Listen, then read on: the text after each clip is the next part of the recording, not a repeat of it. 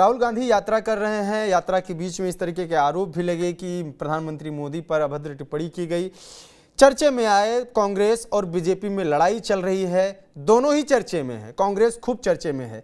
इसके बीच में कुछ ऐसी बातें आई कि तेजस्वी यादव शायद समापन रैली में नहीं शामिल होना चाहते हैं, या तेजस्वी यादव भले ही यात्रा में है लेकिन इस तरीके की बातें चल रही हैं कि जब ये बातें चल रही थी कि राहुल गांधी या उनकी पार्टी की सीटें कम की जाएं जो सीट शेयरिंग के दौरान, लेकिन उस वक्त में राहुल गांधी की ये यात्रा कहीं न कहीं कांग्रेस का कद बढ़ाई है। कांग्रेस बिहार में कांग्रेस आरजेडी से कम चर्चे में नहीं है। आप इसको कैसे किस तरीके से देखते हैं? क्या कांग्रेस का कद बढ़ा है? आरजेडी से ज्यादा चर्चा में कांग्रेस है।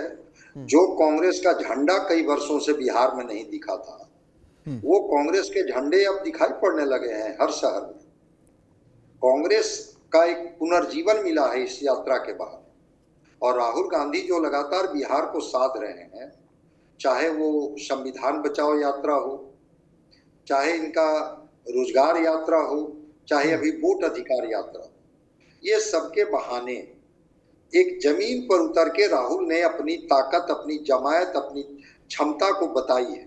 और जो इनके अलायंस पार्टनर है, बड़े अलायंस पार्टनर है तेजस्वी जी, जिनके तरफ आप इशारा कर रहे हैं, उनको उन्होंने बताया। तेजस्वी जी की पार्टी आरजेडी यही कहा कि कांग्रेस को खारिज कर देती थी ना कि आपकी जमीन कहाँ है, आपके समीकरण कहाँ है। समीकरण तो मेरे पास है, वोट मेरे पास है, जमीन मेरी है। राहुल गांधी जी ने जमीन पर उतर के बताया कि नहीं, जमीन मेरी भी है। और उस जमीन की ताकत का एहसास उन्होंने कराया जब वो सासाराम के उस शक्तिपीठ से यात्रा की शुरुआत करते हैं। और जब वो औरंगाबाद, गया, नवादा, मुजफ्फरपुर, सीतामढ़ी होते हुए जब इनकी यात्रा सीमांचल में जाती है, समाप्त होगी आरा में, तो वहां पर राहुल की यात्रा की जो भीड़ है, ताकत है, और जिस तरह से कांग्रेस के झंडे हैं, ये बात तो साबित कर ही रहा है ना। और आपने इसका उदाहरण देखा, इस यात्रा का ही रिफ्लेक्शन था जब तेजस्वी जी ने राहुल गांधी को प्रधानमंत्री तक का उम्मीदवार बता दिया कि 2029 में प्रधानमंत्री कौन होंगे भाई, तो राहुल गांधी होंगे। लेकिन राहुल नहीं बोले, तेजस्वी का नाम नहीं लिया राहुल ने मुख्यमंत्री के लिए। जी बिल्कुल बिल्कुल बिल्कुल, वही मैं बता रहा हूँ कि इन्हीं के पिताजी लालू प्रसाद ने जब ममता बनर्जी जी इंडिया गठबंधन का नेतृत्व करने के लिए कही थी, तो वो कहे थे कि ममता क्या खराब है, वो क्या बुरी है। उस समय उन्होंने राहुल गांधी की चर्चा नहीं की। अभी तेजस्वी जी राहुल गांधी की चर्चा कर रहे हैं, लेकिन बिल्कुल आपने सही कहा। लेकिन राहुल गांधी से बार बार पूछा गया कि क्या मुख्यमंत्री तेजस्वी होंगे, इस पर वो स्केप कर गए। तो मखाना के खेत में उतरना, वो सड़क पर पदयात्रा करना और कांग्रेस के झंडे, ये तो बता ही रहा है ना कि कांग्रेस अब कॉम्प्रोमाइजिंग स्थिति में नहीं है। अब ऐसा नहीं है कि पिछली बार की तरह कमजोर सीटों को दे करके कांग्रेस को आप किनारे कर दीजिएगा और सारी मजबूत सीटें आप ले लीजिएगा। कांग्रेस इसी वजह से अपना पत्ता नहीं खोल रही है कि न केवल सीटों की संख्या, बल्कि कौन सी सीट आप हमारे हिस्से में देंगे, पहले ये तय हो जाए, इसके बाद हम लोग तय कर लेंगे। और कृष्णा अल्लाबरू तो बोल ही दिए हैं कि भाई जनता मुख्यमंत्री बनाती है, विधायक मुख्यमंत्री चुनते हैं।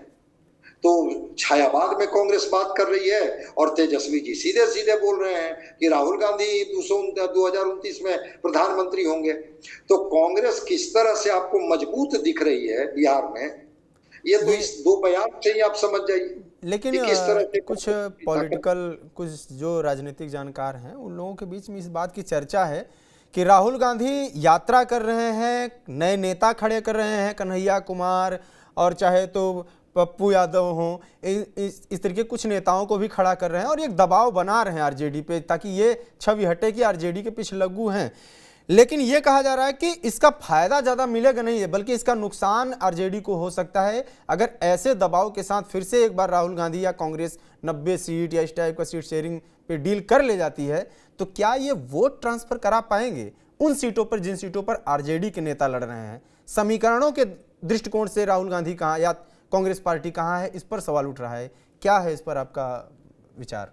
नहीं, समीकरणों के दृष्टिकोण से कांग्रेस जो है वो दलित वोट को साधने के लिए कोशिश कर रही है। वो जगलाल चौधरी के पुण्यतिथि में आना, दशरथ मांझी के गांव जाना, राजेश राम को अपना प्रदेश अध्यक्ष बनाना, तो दलित वोट के बारे में वो बता रही है कांग्रेस कि दलित हमारे साथ फिर खड़े हो रहे हैं।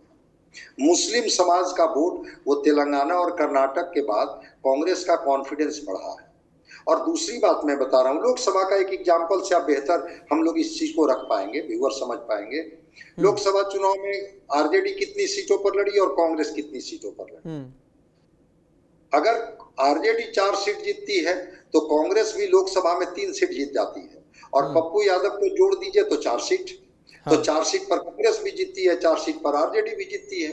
तो अगर स्ट्राइक रेट लोकसभा के हिसाब से हम लोग देखेंगे तो कांग्रेस बिहार में अब बहुत कमजोर नहीं है। अगर दलित, अति पिछड़ा जिसकी बात लगातार राहुल गांधी कर रहे हैं, और मुस्लिम अगर इनके साथ खड़े हो जाते हैं तो उस कॉम्बिनेशन में ऐसा नहीं है कि केवल जो माई समीकरण की बात करके आरजेडी कांग्रेस को किनारे कर देती थी, वही यात्रा तो जमीन तैयार कर रही है। उसी जमीन की बात तो मैं बार बार कर रहा हूं कि उस यात्रा में अलग अलग कम्युनिटी के लोग कांग्रेस के साथ भी खड़े होते हुए दिख रहे हैं। और अगर लेफ्ट की पार्टियां, आरजेडी, कांग्रेस, मुकेश सहनी सब लोग लड़ेंगे तो सबका दायित्व तो बनता है वोट ट्रांसफर कराने का। वो मैसेजिंग होता है कि भाई हम गठबंधन में जब लड़ रहे हैं तो मुख्यमंत्री तो तेजस्वी को बनना ही तो तय। जब सबसे बड़ी पार्टी आरजेडी है, कोऑर्डिनेशन कमेटी के चेयरमैन तेजस्वी हैं, कांग्रेस आज पत्ता खोले या कांग्रेस 15 दिन के बाद पत्ता खोले, मुख्यमंत्री किसको बनना है? मुख्यमंत्री तो कांग्रेस को बननी नहीं है, मुख्यमंत्री तो तेजस्वी को बननी है। इसलिए मैं समझता हूं कि कांग्रेस मजबूत स्थिति में रहते हुए भी तेजस्वी जी को मुख्यमंत्री बनाएगी। तो वोट ट्रांसफर इसलिए कराएंगे कि हमारे पास विधायकों की संख्या हो, ताकि एनडीए को हम सत्ता से दूर कर सकें और इंडिया गठबंधन की बिहार में सरकार बन सके। शायद इसीलिए तेजस्वी यादव के नाम का ऐलान भी लोग नहीं कर रहे हैं कि ये वाली छवि हट जाए कि MY समीकरण और सिर्फ जात विशेष या धर्म विशेष की पार्टी, सबका वोट इकट्ठा हो। ये जो आप बता रहे हैं बात, बिल्कुल बिल्कुल बिल्कुल। मैं और एक उदाहरण बता रहा हूँ। पहली बार बिहार से कांग्रेस वर्किंग कमेटी में 2 अगड़ी जातियों को रखा गया, 2 लोगों को कांग्रेस वर्किंग कमेटी में रखा गया। पहले जब कांग्रेस बहुत मजबूत स्थिति में थे आजादी के बाद भी, उस समय भी 2 लोग बिहार से कांग्रेस वर्किंग कमेटी में नहीं होते थे।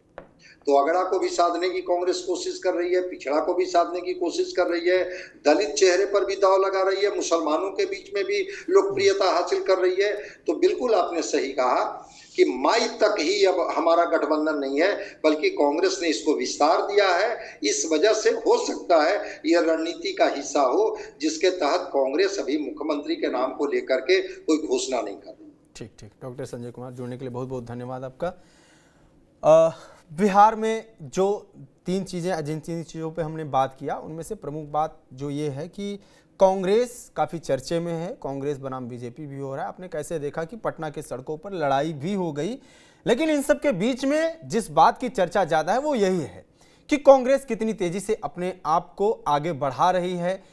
क्या वो आरजेडी की पिछलग्गू बन के रहने वाला जो एक मोहर रहा है, उसके ऊपर लगा रहा है, उससे आगे निकल पाएगी? चुनाव परिणामों में इनका क्या असर पड़ेगा, ये सब देखने की बात होगी। और ये भी देखना होगा कि राहुल गांधी की इन रैलियों का, इन यात्राओं का कितना फ़ायदा आरजेडी को और कांग्रेस को मिलता है। इन तमाम विषयों पर आपकी क्या राय कमेंट बॉक्स में जरूर बताएं। देखते रहिए TV9 बिहार झारखंड। नमस्कार।